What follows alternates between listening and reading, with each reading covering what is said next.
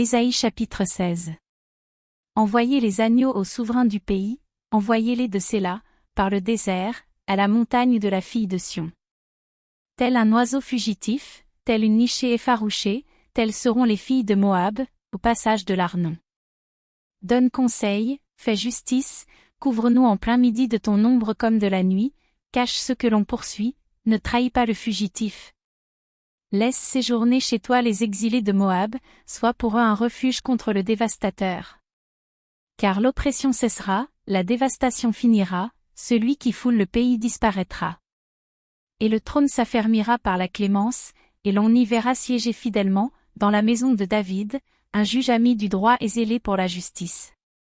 Nous entendons l'orgueil du superbe Moab, sa fierté et sa hauteur, son arrogance et ses vains discours.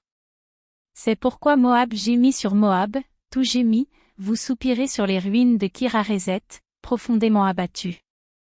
Car les campagnes de Hesbon languissent, les maîtres des nations ont brisé les ceps de la vigne de Sibma, qui s'étendait jusqu'à Jazer, qui errait dans le désert, les rameaux se prolongeaient, et allaient au-delà de la mer. Aussi je pleure sur la vigne de Sibma, comme sur Jazer, je vous arrose de mes larmes, Hesbon, il est allé.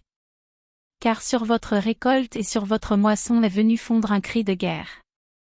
La joie et l'allégresse ont disparu des campagnes, dans les vignes, plus de chants, plus de réjouissance. Le vendangeur ne foule plus le vin dans les cuves, j'ai fait cesser les cris de joie.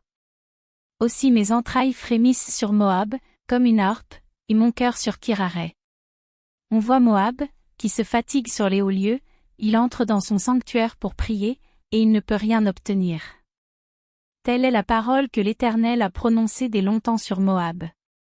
Et maintenant l'Éternel parle, et dit, dans 3 ans, comme les années d'un mercenaire, la gloire de Moab sera l'objet du mépris, avec toute cette grande multitude, et ce qui restera sera peu de choses, presque rien.